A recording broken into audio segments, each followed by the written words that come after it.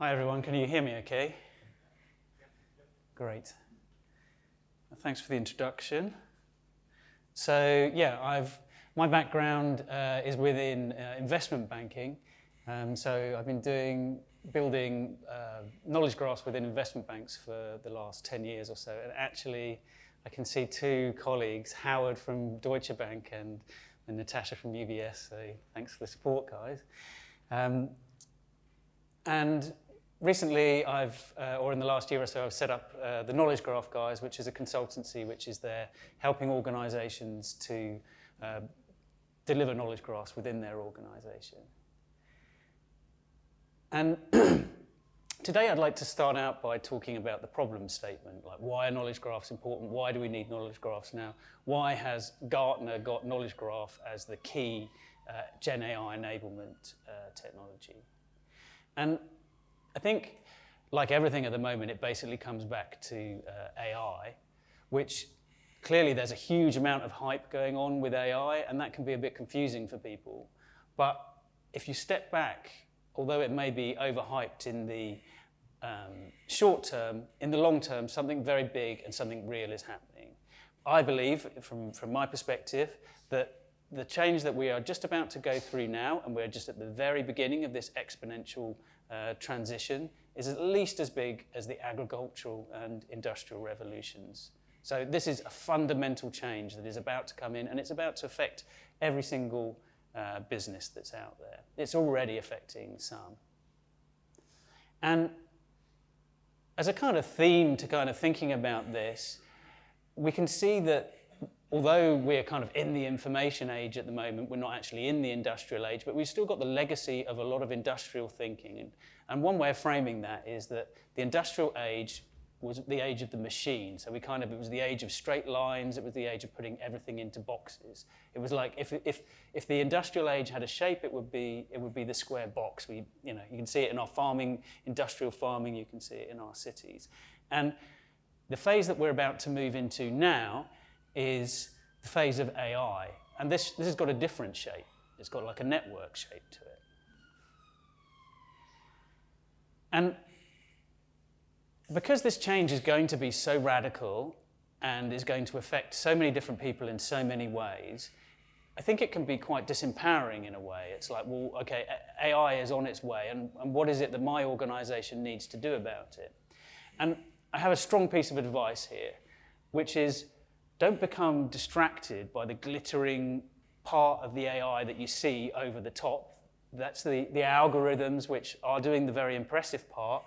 Not very many organizations are going to be developing those algorithms. There's a small set of organizations that are employing the highest PhDs in it, and they've sucked a huge amount of data into them. But all organizations do have data, and they do have experts, and they do have people within them.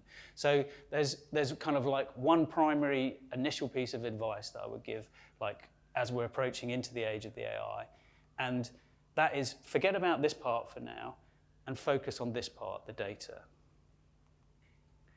And when we look at that, we can see that our data currently is stuck in the box shape. So we have box-shaped thinking when it comes to our data.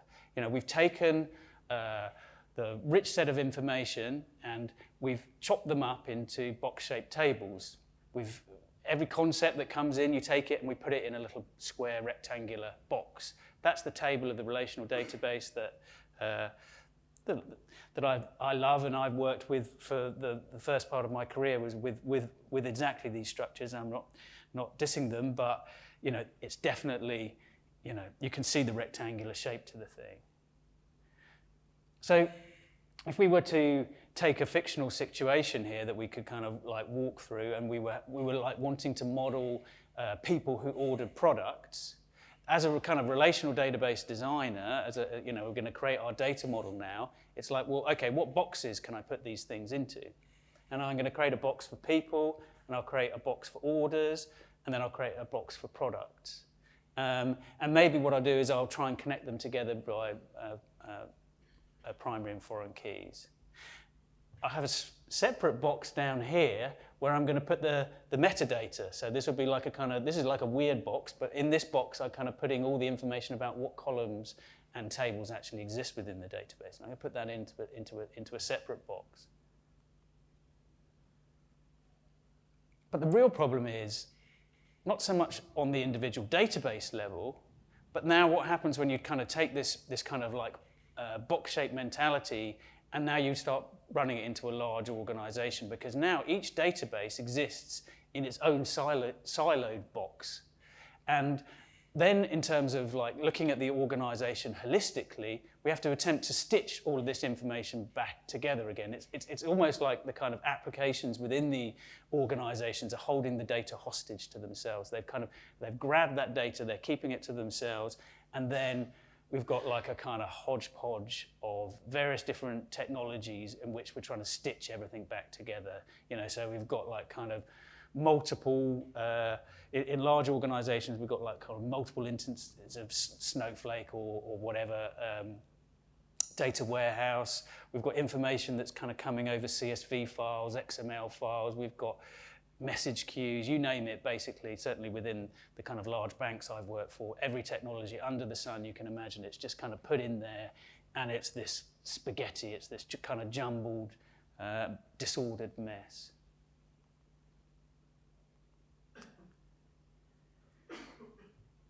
And herein lies the problem. As we kind of enter the age of AI, an organization that has their data in these siloed, weakly connected, where the kind of boundary is effectively around the application, is around the database, rather than the boundaries around the organization. That means that it's kind of like porous. It's got no unity. It's got no organization or structure. It's kind of like this kind of, like this nefarious, incoherent object when you look at it at the organization level.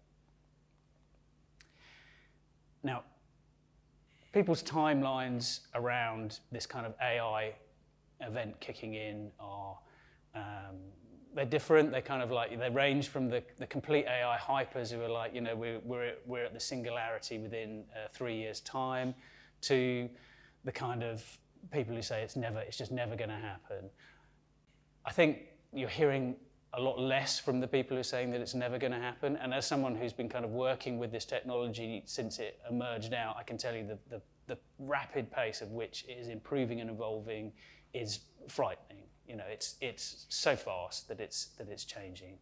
But let's take a kind of mid-view on that of like a 10-year time frame. So I'd say my own call, 5 years. And I think, AGI and all of this sort of stuff gets a bit, these terms have become somewhat overused, but let's just say like a technology that is going to have is going to have a real impact on every aspect, basically, of how we're doing business. I don't think we're already at the start of it realistically, and I don't think it's more than 5 years off. But let's take a 10-year time frame to this scenario coming in, where we've got fully powerful autonomous AI going on, and then we have a bunch of organizations whose data is loosely connected and they're nefarious, and everything is kind of not is not cohesive. It's not got a strong boundary around it. It sounds like a kind of doomsday scenario, but this is what I see happening. If your data is not cohesive, if you haven't connected your information together well, then basically your distinct identity will be kind of lost and will be sucked in to these huge kind of wells of black holes of data and information. We kind of end up with like a massive wipeout, basically, in the economic diversity of our current system. All right, hands up. Who knows Dad's Army? We're in Britain, so all right, great. Yeah, that's higher than usual. So yeah, I'm being a bit like Fraser at the moment, with the road, but actually, we'll be like Jonesy and say, we don't need to panic. Don't panic. And actually, we don't need to panic because we have a solution. Unsurprisingly, from the knowledge graph guy, I'm going to say that the solution is knowledge graphs, but But let me try and make that case to you now. Let's start off by talking then about what is a knowledge graph. As you might have heard about it, maybe you're familiar with them, maybe you're not familiar with them. Some people in the audience that I've worked with, I know, are incredibly familiar with them. Let's kind of like drill into what is a knowledge graph for those people that maybe aren't familiar with that. And really, that starts out about talking about what a graph is. And in a graph, what we do is we make our data items nodes. So these are these circles here. And where one data item connects to another data item, we draw one of these lines together to make a connection between them. We call those edges. And that's all that a graph is, really. It's seeing your data as a network. So as opposed to putting stuff into a box, each data point becomes a node, and any node can connect to any other node by putting an edge between it. And this is a key insight. Data is all about those relationships. The thing about we call it like relational databases because we've joined the boxes together, but actually those relationships, that primary foreign key, is not really a first-class object. Like when we're looking at databases, it's the tables that are the first-class object, and then we basically kind of join them together. In a graph, we make the edges between things first-class citizens. It's a network. And context really is king here, because it's actually by creating these, putting meaning onto these edges between things that we're able then to ask these meaningful questions.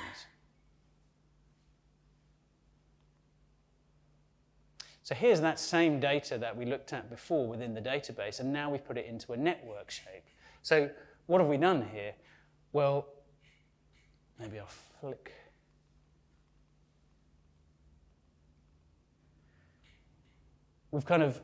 We had 2 rows in there for person. Unfortunately, we have to go through this animation again. Sorry, it's painful. Oh no, the wipeout.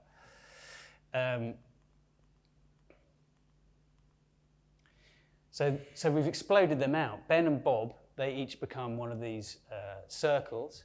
And then where we had like the foreign key relationships, we can see that Ben and Bob, they both live at household 21, and they placed these orders, and actually they're both types of movies, but then in different categories. And I don't know about you, but for the first time, looking at that now, I can actually understand that and I can read it. It's kind of how things work in my brain. So that then is the network shape of data. There's another trick then that we can use when we're thinking about the whole organization, and that is actually that we'll make each node within the graph and we'll give it a URL. So just like we did out on the web, where we basically gave each web page a URL, which let us all have our own websites. Doesn't matter where you are in the world, you put up your HTTP server, and then you control that domain, and you control the URLs that they're in there and how they resolve in the web browser. We can just do the same thing with the graph. So every node within the graph can get a URL that represents it. So that means that we can have these graphs and we can distribute them out. We can distribute them anywhere, basically. Just like the web is a scaleless architecture, by making each node in the graph a resolvable URL, then we can basically have these graphs wherever we like, and we can connect them together. So just like I've got a web page, you've got a web page, and I put a hyperlink to your web page, now you've got a graph, and you've got a graph, and you can hyperlink to each other's nodes. So anybody can connect any information together. This then is what organizations need to do. This is it, right? You can take any information. The kind of cool thing about the graph structure is it's got what I call like a structured scruffiness to it. It's got this incredibly flexible structure where I can just new up nodes and I can connect any node to any other node, but it is computable. So I can then go run queries against that graph structure and I can get deterministic results back off it. We come into that more often. So in many ways, the way I see like your knowledge graph is a layer skimmed over the top of your existing infrastructure. You can leave your data where it is in many instances. You can leave your data in tables, the data in JSON files, but it's a glue that binds everything together. So it kind of doesn't matter what the original format was, whether the original format is relational database or a JSON or an XML file, or now that we've got large language models, text or images. We can kind of take all of that information together and we can bind it all together into one graph. And that then is what I think organizations really need to be concentrating on, is like, well, what does it take to pull this huge feat off?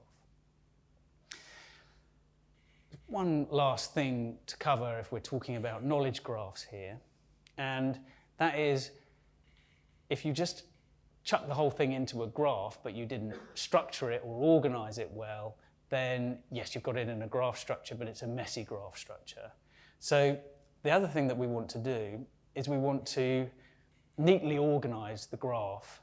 And then the question comes, well, what should we organize that by? And here it's not so different from how the relational database would have been there with tables, but instead we use this fancy term called ontology. So an ontology, let's dive into that in a second, but the kind of initial point that I want you to think about is the ontology will be expressed in the same words, or as we say, semantics, that the business is using to describe their everyday organization. Okay, let's dive in a bit deeper now to this idea of ontology then. So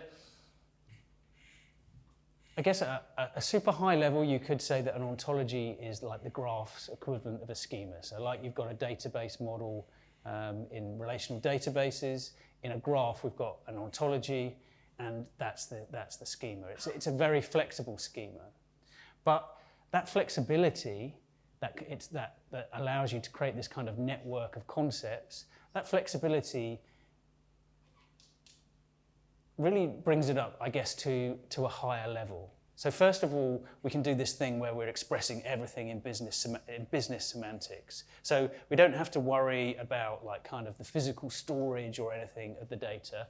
We're now just simply thinking about, well, what conceptually is this thing? And we can express that in this graph structure. And at the essence of like what is an ontology is about meaning. So it's about capturing the meaning. What does this thing really mean?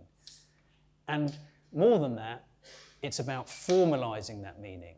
Because we could kind of capture what something means within a textual document, but we can't compute over the top of that.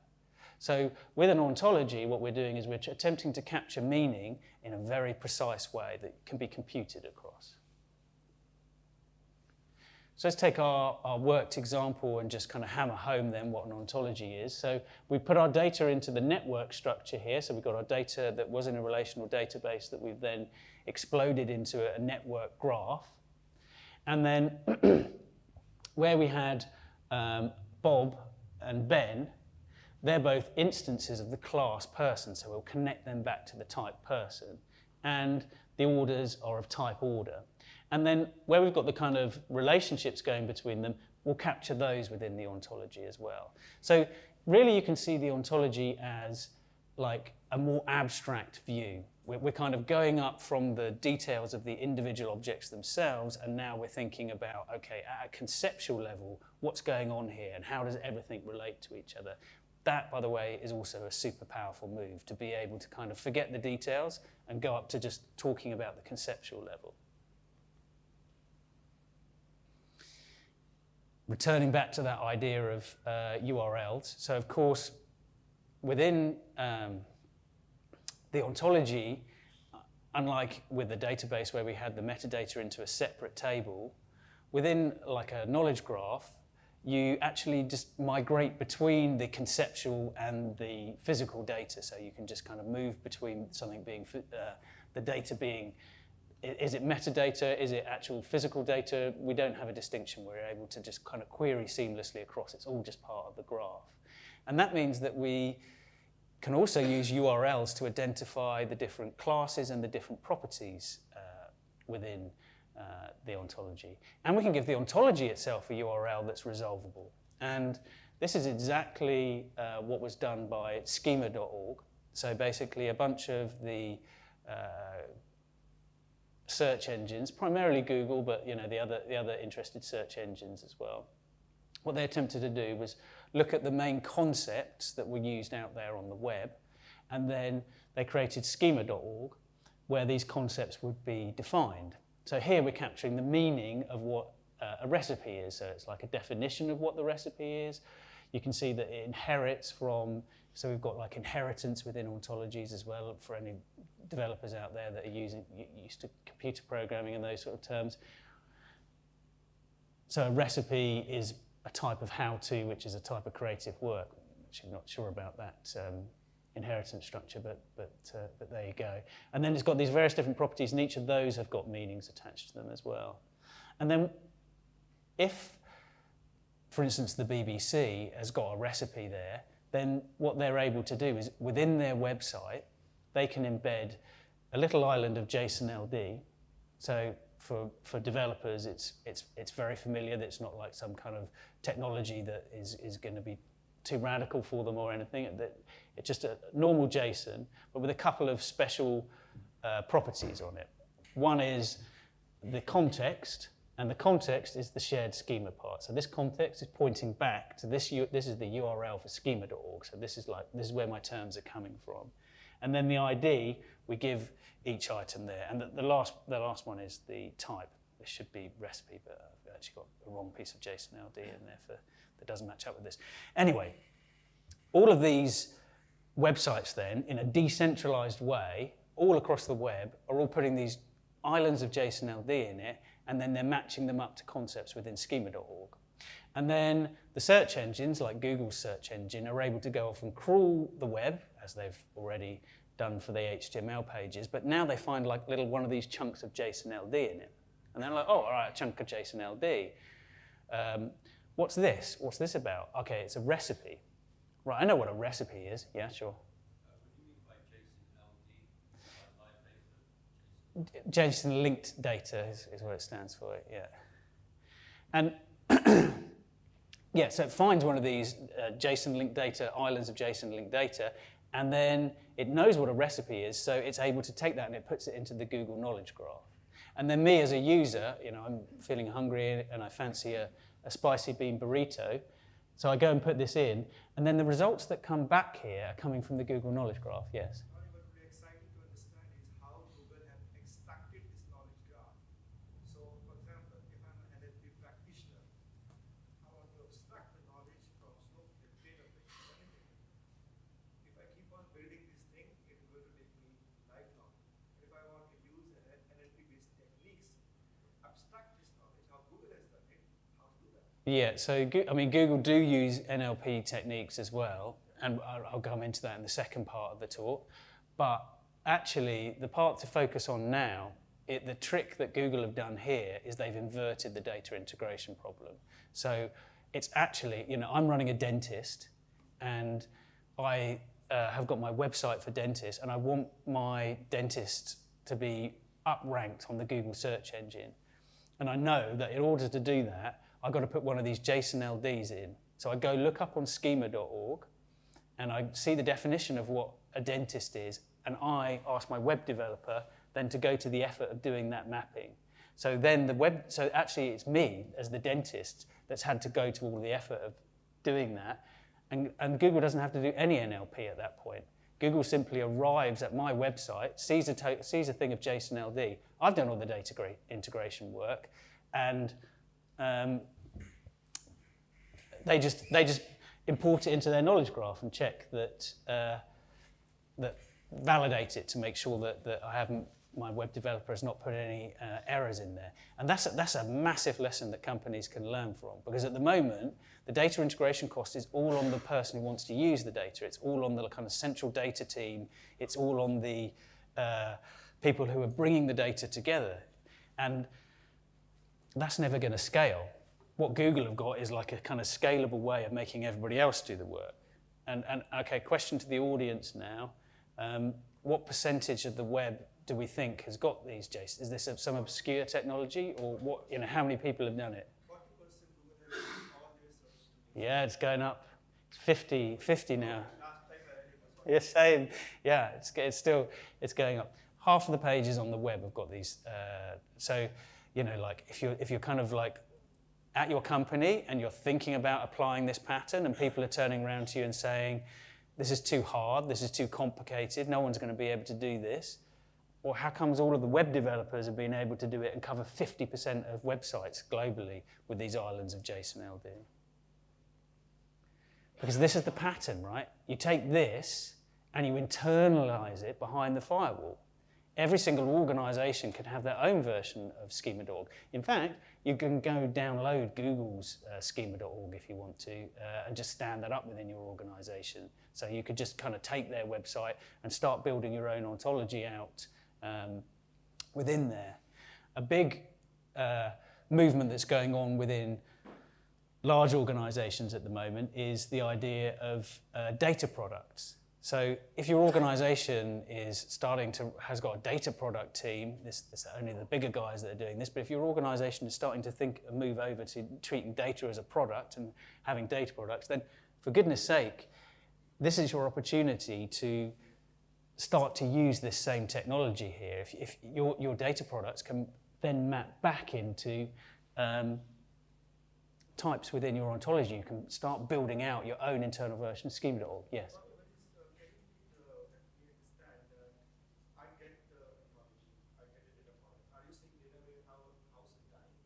We should move all our data into the JSON format? So the pattern that you don't have to shift your data anywhere. So the data can remain at rest where it is, but then you've got like a repository which is basically which is indexing that data into a data catalog, and then is mapping that data into the ontology. So it doesn't need to move from where it is, but its shape does need to change. So if I understood correctly, the brain will live in the graph, and it's a multi-hop capability where the brain, when you ask a question, you ask the brain, hey, what do you mean by that? An actual query execute on this SQL database to get the answer. That's right. That's right. That's right. And here's one for you. So I work on data product working group with Natasha actually, where we've now formalized a version of the data product as an ontology. So again, if you're starting to roll out data products within your organization, then go take a look at dprod as a way of kind of coordinating that. Yeah. So you spoke about how JSON-LD can help Google. Tony, would it help if that? Yeah. Yeah. Thanks. So you spoke about how JSON-LD can help with Google and schema.org, but obviously there's a rise in people using ChatGPT over Google now. So would you say that JSON-LD still helps AI engines for understanding? Yeah, it does. Apparently one of the people in my network, he was saying that he does like SEO stuff, so he's like monitoring how people are hitting his clients, and apparently all of the foundational model people are now whacking everybody's JSON-LD, so they're obviously ingesting the structured data in to do what they're doing. I mean, it's actually surprising. I thought they'd done it straight out of the box, but they didn't. Yeah. Just to chip in a tiny thought on that, I recently went through the. Oh, hello, thank you, Richard. Just to chip in a tiny thought on that, I recently went through the process of building a website for my startup. I'm not a website guy at all, I'm a machine learning guy. This is what I know about. JSON-LD was a totally random and new thing to me. So what I did was I asked a bunch of large language models, here is the text of my website. What JSON-LD would be most clear to you to help you understand what the website's about? Went backwards and forwards between a bunch of large language models, achieved a consensus, and copied and pasted what they'd come up with into my website as the JSON-LD, so that then large language models used for search would then be able to clearly understand the website. Genius. Yeah. Thank you for that. Yeah, exactly. So yeah, exactly. The large language model is now going to hit your website. It's going to suck out the JSON-LD. It's going to know exactly what you're talking about. Yeah. So So how do you handle like multi-language knowledge with ontology? Is it translated into a huge knowledge graph first, or do you have multiple? If it's in different languages, well, you know, I come from the RDF background, and that's got multilinguality built into it. So every piece of information that you can put a language tag against it. I'm working for a Swiss legal client at the moment, and that's very important over there. So yeah, it's handled gracefully within the technology. Okay, so second big thing for you then is this idea of this architecture. This is the semantic layer architecture. You hear like a lot about semantic layers, but most people, when they're talking about semantic layers now, that's kind of just like a kind of KPIs. I'm going to put my KPI, or the semantic is like kind of, you know, like business objects sort of thing. This is like true semantics. So what you're basically trying to do is you're trying to capture the real meaning in the business semantics, in the business language at this level in your ontology. And then you're going to map all of your data back into these concepts. And it's the oldest trick in the programmer's book. It's an interface. You're going to create an interface over your existing application infrastructure, and you're going to hide it behind natural language semantics. So you're going to put it into the concepts that the business people actually speak in, and then you don't need to worry about what database it's stored in. So that's to that gentleman's point from before. It's like, okay, this is in Snowflake over here, and this part it's in text files over here, and this part is in some MongoDB or something like that. I don't care about that. I'm a business person. I want to be talking in business language. I want my large language model to be interfacing with this, and it wants to be talking in natural language. Like with this pattern, we skim over the top this interface layer, this semantic interface layer, and we make it all searchable with some kind of data catalog. And of course, conceptually things are connected together, and the data instances all map back into items here, but then the data instances all connect to each other as well in this rich network. So I can go from one point to any other point across this network.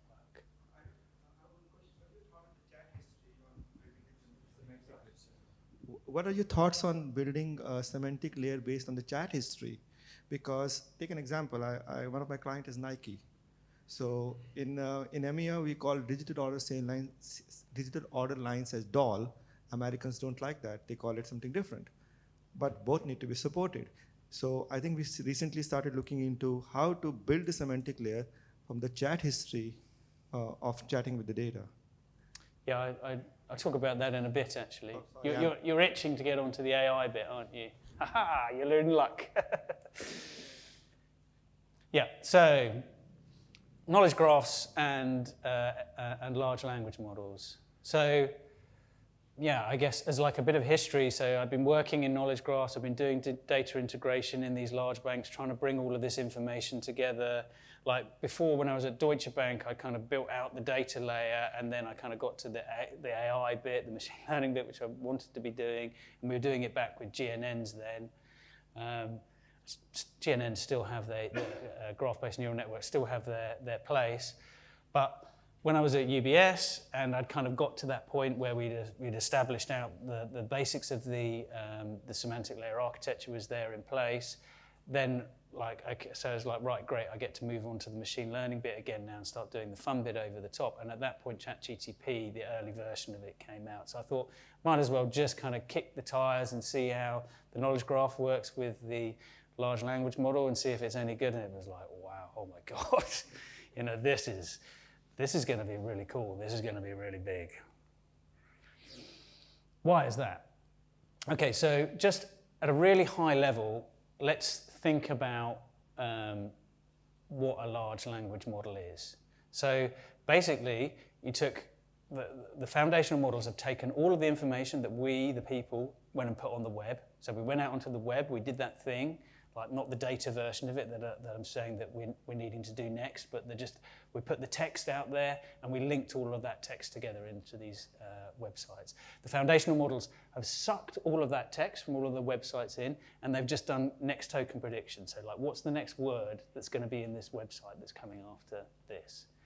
And with that, they've used a neural network They've trained a neural network, so with the weightings in there across now trillions of different parameters with these weightings against it, to give like a version of probabilistic knowledge.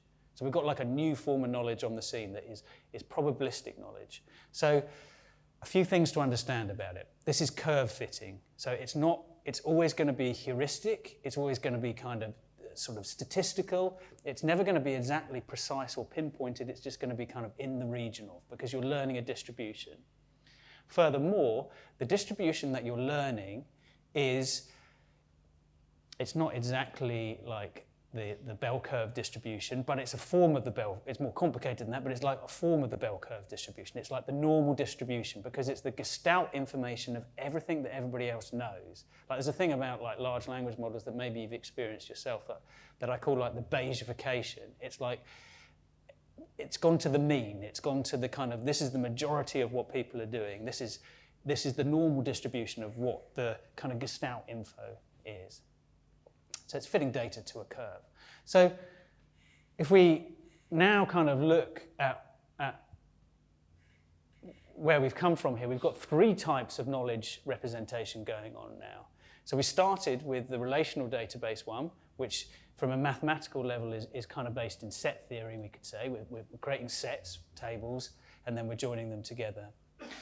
Then we went into graph theory, so we went into knowledge graph, and we sort of saw how we're going to take that same information and we're going to represent it out as like these discrete nodes and edges. And now, with large language models on the scene, or actually neural networks are like super old, but now it's kind of realistic and it's all working. We've got this third form, so this kind of like statistical version of knowledge. It's a network. But here it's a probabilistic network where we're basically saying, what's the relationship between this? We're using the attention mechanism with various different attention heads to learn these weightings about how this information relates together to each other.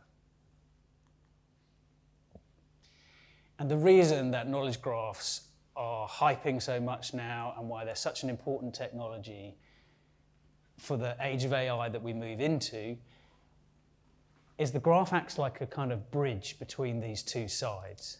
So over on this side with our kind of existing data structures that we've got, we have trustworthy, discrete pieces of information. We have reliable facts that we can trust and we can run queries against, and the same results are going to come back every single time. Over here, we have this powerful network structure which is able to learn things. Networks can learn. That's, it's a fantastic structure for storing information in, and networks actually have the ability to learn. We go off and learn in networks. We've got networks in our brains that do learning. Societies learn, which are networks. Neural networks learn. The network structure is super powerful. The graph sits in the middle. It's a network structure, but it's not a probabilistic network structure. It's a discrete structure. So it's got the ability to kind of merge between these two. It's got the nuance of the network structure, the ability to have these kind of very complicated relationships going on between it, but it's got the computability of the tabular structure. So putting tables aside then, let's look at how the network structure of the knowledge graph fits with the probabilistic structure of the neural network.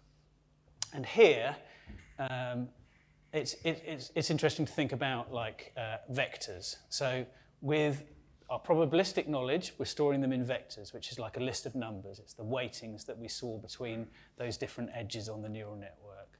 So it's these bits here, with each one getting a slightly different weighting of showing what the strength of that is. And then we can take those and let's say that we were just storing stuff in 2 dimensions. So, okay, these neural networks, these large language models have got trillions of dimensions, they've got trillions of parameters, but just for our understanding, let's just imagine that we're capturing in 2 dimensions. So we're capturing fruitiness and techiness. Okay? So you can almost see it like longitude and latitude on a map. If I give you a longitude and a latitude, that's going to take you into a point on a map. exactly what point is it? Well, you don't know. It's a map, so you don't know really what the scale of it is, but those two coordinates will take you to that position. And so with a large language model, if I had banana and grape, they get positioned around here on this continuous scale because they're high on fruitiness and they haven't got a lot of techiness to them. Google and Amazon are kind of over here. They position themselves around here on this two-dimensional structure because, again, they're high on techiness and they're not high on fruitiness. Apple, the company, Apple, the fruit, well, in a continuous representation, what I do is I just kind of plonk that somewhere between the two. It falls between the two.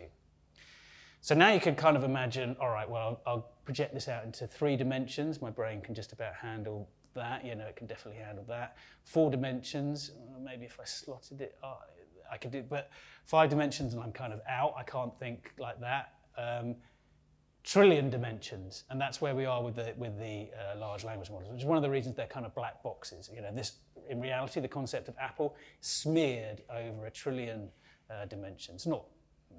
It's sparser than that, but smeared over billions of dimensions.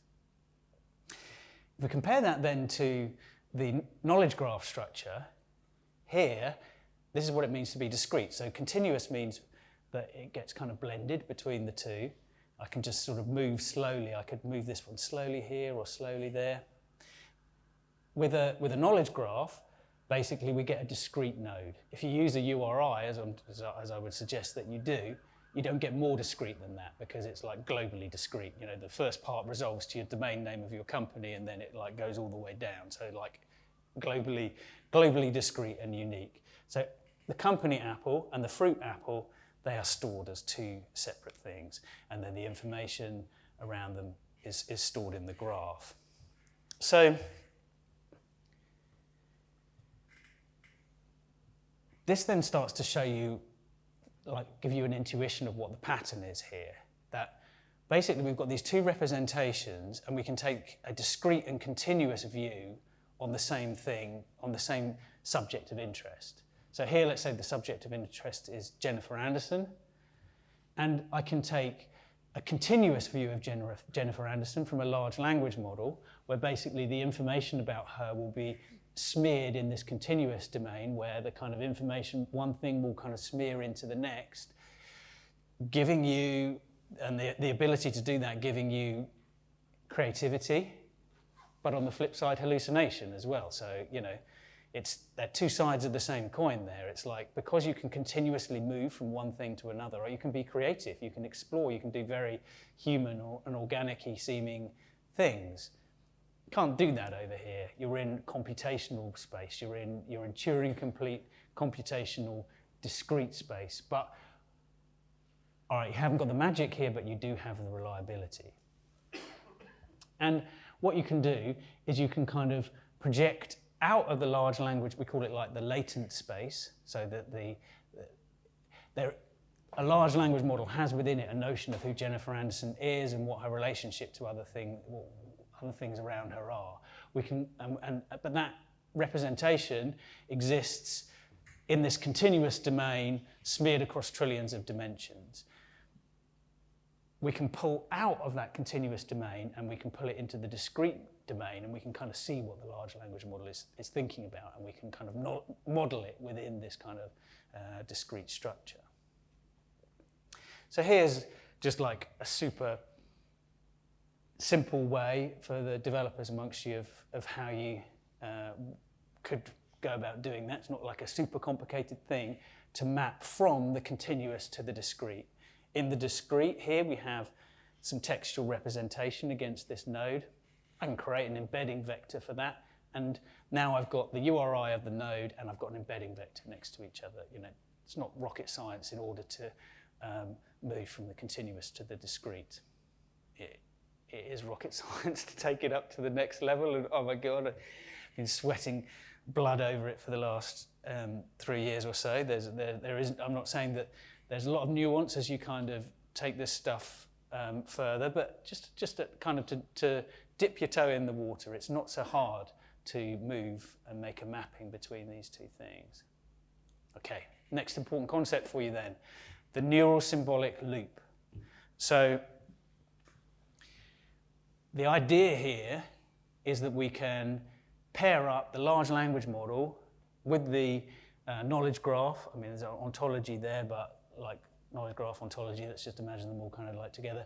And you can do a mapping that comes out of the continuous and then into the discrete, and then from the discrete and into the continuous. So we can basically see, well, the large language model understands the world. We can point it at something and say, what is your understanding of this thing? And we can compile that knowledge down into a discrete representation within an ontology. Once we've got that discrete representation, we can use that as context within the large language model, or we can, a friend of mine's been doing some very interesting things recently with distilling large language models from concepts within the ontology, so we can kind of fine-tune and train large language models on it, whatever you want to do there. But basically, we kind of continually cycle between these two things. And one way of seeing it is like the thinking fast and slow analogy. So you've got like the intuitive fast part that's going on, and that's the large language model. That's the creative part that's going on there. And then you've kind of got this more discrete and slow part, which is the ontology, which is doing formal reasoning. All right. So let's have a kind of look at this thing play through in action. So we'll kind of step through the neural symbolic loop as we go from one point to the next point. And let's start with ontology extraction. So, and I think this goes to the gentleman's question before. So what we can do then... Sorry, are you saying the ontology is the link between where the graph database sits between the relational and the LLMs? It's the ontology that's the bridge. So the ontology is the kind of conceptual understanding of what's in the graph. So the graph is the network structure. It's really just the whole graph that's a bridge between the AI, the neural network, and the database tables. The ontology is when you've moved up to a higher level of abstraction and you're talking about what concepts are we dealing with here. And when it comes to the neural symbolic loop, I think it's quite good to start with ontology as the initial point.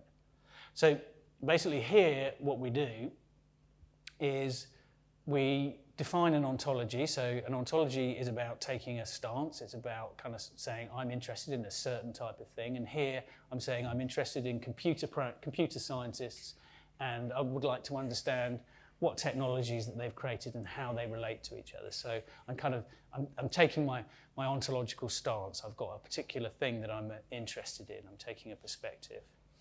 And then I give it an example of a computer scientist, which is Tim Berners-Lee. And I say to the large language model, what do you see? What concepts do you see here? I'm trying to create this formal ontology here. Look at this text that I'm giving you as an example of a computer scientist, and what concepts do you extract out of there into a formal ontology? And the large language model comes back with this. So it's saying, well, the most abstract class is a thing, like everything's a thing that I see on here. And then I basically got education, an event, an institution, location, a person, a project, a role, and a technology. These are the concepts that I see being talked about here that are relevant to your ontology that I'm seeing here within these things. And what's more, I see a particular type of person that is a computer scientist.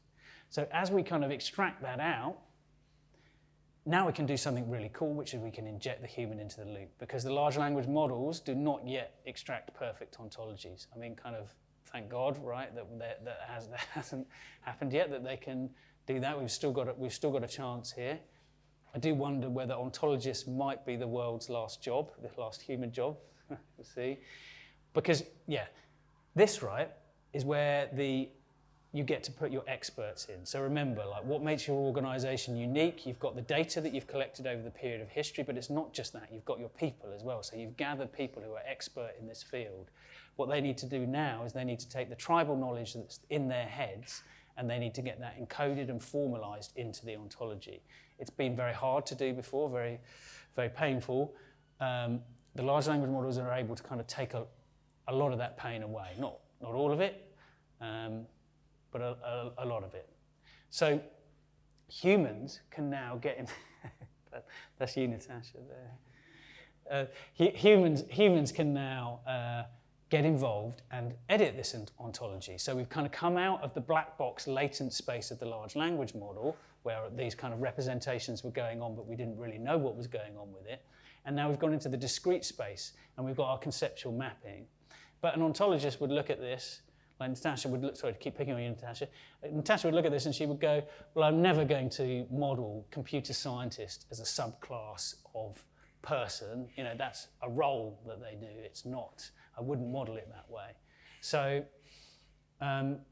you can get in there at this point then and model it the way that you would want to model it. And like, if the domain is railways, then you know it's going to be the experts there that are doing that thing. If it's finance, then it's going to be the financial concepts there. If it's like something to do with the medical domain or the legal domain, it's going to be the experts there. But this is their opportunity to kind of get in there and make their changes. I would argue on this approach. Sorry. I would argue on this approach because this approach is totally dependent on the LLM. So for example, if we use things like Spacey to first figure it out, you know, what type of entities and concepts are there in the, this is unstructured data we are talking about. And then the notion of a meta-knowledge extraction, where you instruct the model to be more strict in creating an ontology, it will be more accurate. Because this is like a few short example which you are showing, where you directly pass the text and ask to give something out of it, which will never be accurate in my opinion. Yeah, there are libraries that do that. I think that's a bit more of a kind of low level. There are libraries which use. I mean, I won't get into it now, but I'm like, if you. Spacey's great in terms of the accuracy, but then it's rubbish in terms of like being able to kind of understand. It doesn't have any kind of generalized knowledge of the world, so it's not able to put the intelligence in that.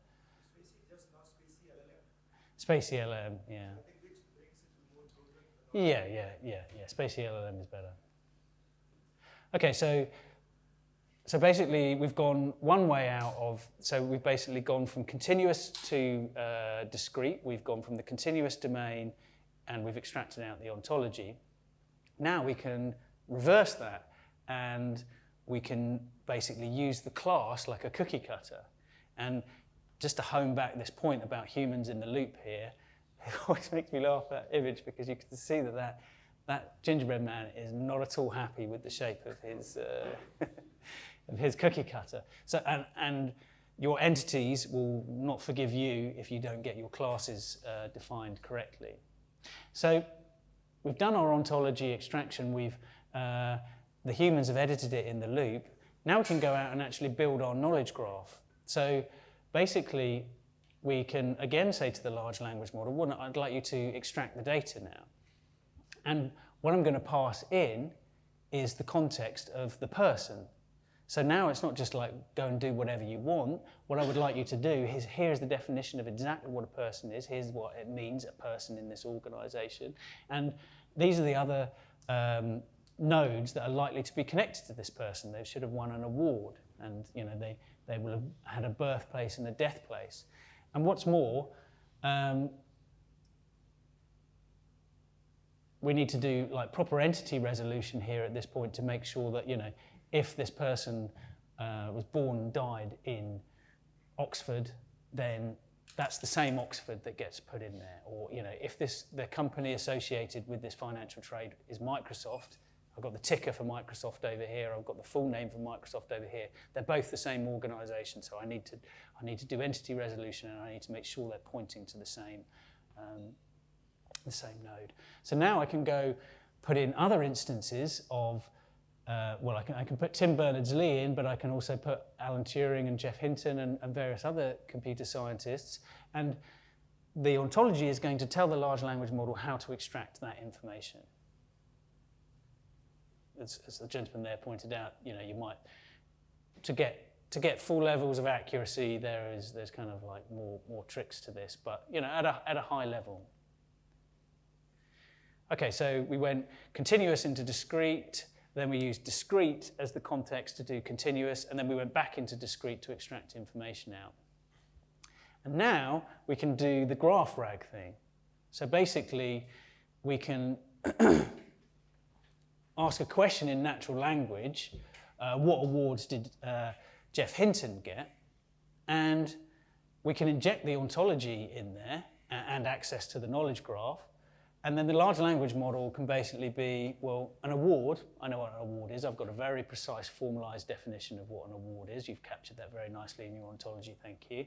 And Jeff Hinton, let me do a look up on him. Oh yeah, I know the node Jeff Hinton. We've got him stored down in there. He's a person. Oh, he's a computer scientist, actually. All right, I could pretty much now with that information go off and generate a structured query off of that, I think, because I know from my ontology that I've got computer scientists who received awards, so I'll go and execute a discrete query and I'll go and bring back that, and then I'll pass it to the large language model and represent that forward there. So here we are with the neural symbolic loop, and do you kind of see what's going on of how it's like we're using the two in concert with each other, and we're kind of going through the continuous and the discrete, and we're trying to get the best out of both worlds within them. And let me give you like an intuition for this. Like, so this is not all solved. I mean, as I say, I've been like sweating blood for the last 3 years, like working through the edge cases around this stuff. But it's highly promising. It certainly works. It hasn't kind of like we haven't kind of reached nirvana in terms of this pattern or anything. But it's a strong pattern. It does work. All of the kind of big tech companies are doubling down on this now as their thing. The banks are all building up large knowledge graph teams. Like everyone's piling in on this for a reason, you know, because it's a strong pattern. It's intellectually, I think it's really the only one out there. So let me give you a kind of intuition of the way that it's going to go. We're not there yet, but let me give you this kind of intuition. Think of it like a kind of map, right? Your graph is like a map. And what you're doing is you're taking all of your information and you're connecting it together into this network. So you've kind of restricted the large language model to certain roads and paths that it can travel. You cannot travel out of this path. You can, it's a very rich, connected network, so you can travel to all sorts of different places, but within this restricted framework. And then when you're asking questions, you're basically, it's like you're sending an LLM agent off, down to explore that network. Your knowledge is now in this graph. They all kind of connect together. We've got meaning there, that it's signpost there. You know, this is a house. This is the Houses of Parliament. This is Big Ben over here. The LLM is able to crawl across that network. The LLM agent is able to use its intelligence to explore that network and go and find information back for you. So as a kind of business user, you put a question in, the LLM agent goes off into that network, goes off exploring around that network, can get from one point to the next point and comes back and brings you the information. Are we fully there with this? No. Is it a super, super strong pattern? Yeah, it's super strong.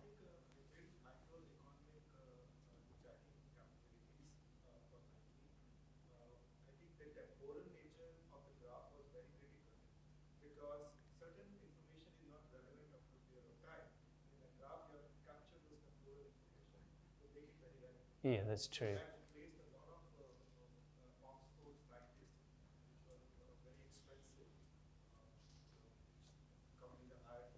Yeah. It's really important in the finance use cases as well, like the temporal aspect. So yeah, you can think of this, and I'll kind of give you another kind of takeaway thing to think about. You can think about this pattern as like the working memory graph. So basically, you're building up in memory the nodes that are relevant to a particular user's question or search, and you're using this kind of like continuous and discrete representation until their quest is over. You know, the LLM agent has got this working memory graph in there. It's going out, it's exploring, it's building up a world picture, and the LLM is providing us our creativity and our ability to explore, and the knowledge graph is grounding it in the facts and meaning of a given organization. And you can apply this pattern, I mean, to be honest with you, it's like you can kind of apply it almost anywhere, but you know, here are some examples from the finance domain of where it's like a strong pattern to apply. I think the law is going to go quite, the law is close to being cracked. Really, we're pretty close on the law. I think that might be the first one to like properly, we can get to the point where we can use this neural symbolic leap to compute over the law. Feels close to me. But the key thing, right, returning back to that idea of the semantic layer from before, is that what you want to do as an organization is you want to connect everything together. So we've kind of seen this in terms of like isolated use cases, but the actual real trick is to think about the organization as a whole. I want to be able to go in, I want to open up my internal version of ChatGTP within the organization, it connect to like some MCP server, I want to put my question into it, I want that MCP server to be able to access the ontology of the semantic layer and understand the concepts that I'm asking for here. And then I want access to all of the networked data within this entire organization that can then be brought back and answer my question. And if I can do that, then, my God, we'll be on rocket fuel. Because this is part of something big. And it's my final pattern. I won't give you any more after this one, but this one is called the ontological core, because in my opinion, this is the essence of what all businesses need to be doing now. So it's like, what is it that makes your organization unique? Not in kind of some woolly branding sense of the word, but like, what is it that is going to make you out of distribution, out of that Gestalt distribution? The world is getting more intelligent. Intelligence is about to become very, very cheap. The price of an API call for like extreme intelligence at the end of an API call. So in a world like that, meaning becomes more and more important. Like, what does it really mean to be this organization? What are the fundamental concepts that are driving this organization that put it out of distribution? What is its ontological core? And by kind of having all of these different information and connecting it together and building out your ontology as you go along, you're trying to distill this ontological core, and then you're trying to connect every single piece of data within your organization into a network. And then on the edges of this network, you can put externally facing LLMs, which will be the part which is basically communicating with the outside world, outside your organization. And the theory is, this is only a theory, sorry, just one second, that you make that core solid and it will basically project out holographically onto the boundary of your organization. You've kind of gone from being incohesive to being cohesive, and you've established a kind of strong boundary around your organization. So you had a question. Yeah, just curious how you would keep data integrity as well with this kind of design, because obviously the rate at which AI is learning. Yeah. That you showed earlier as well, a bit like a snake eating its own tail. Yeah. Slowly losing grip on what is actually true. Yeah. No, and we haven't necessarily. Again, it's like this is. I'm out there with the knowledge graph guys dealing, like we're learning on the job with this stuff, and it's a very dynamic environment. But to give you a kind of intuition, it's like this edge of chaos thing where you're looking to expand the graph, but then you're looking to make the graph have like an internal pressure towards this ontological core in order to keep it organized. So, I need to bring new information in so I'm going to extend the graph, and these pieces of information will be networked into the graph. But now the graph just become more scruffy. So now effort needs to be to look to do mappings and make sure the connectivity is high. It's a challenge, and it's going to be fractal. It's nested, like at a departmental level, at a team level, going to the organization. But this is why I think it's something big, because the more organizations, and this is like totally my mission. This is what's getting me up in the morning.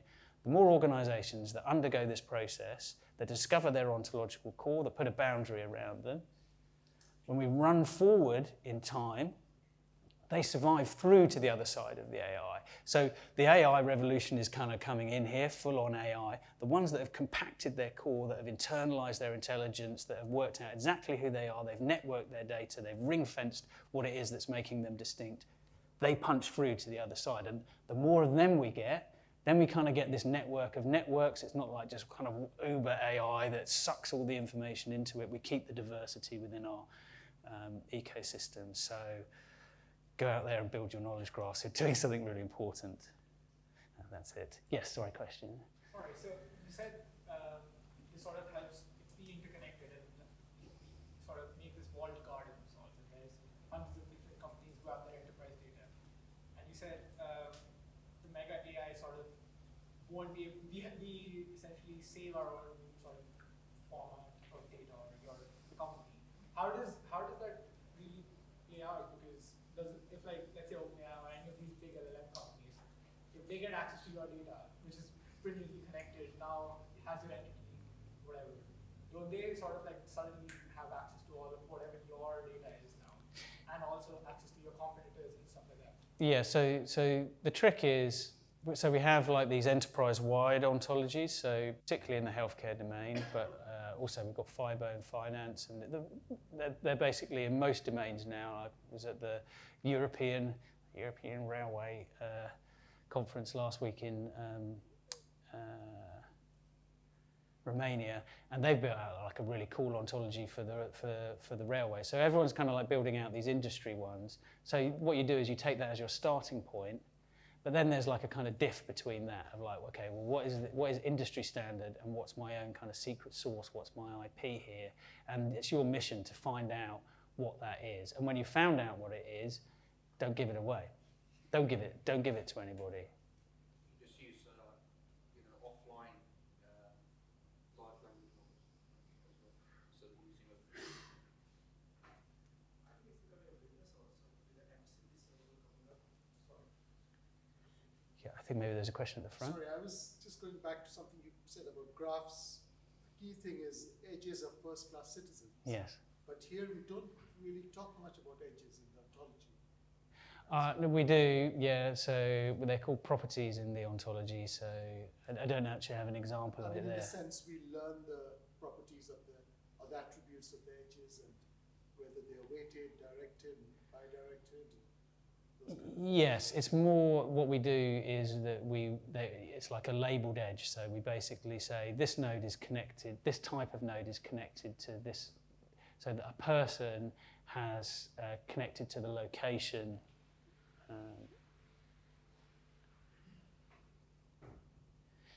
So yeah, a computer scientist has got the role, and we can hang all sorts of information off of this edge when we're saying that a computer scientist has the role, and then here's the actual kind of class, which is role. So within the ontology, yeah, these are equally important.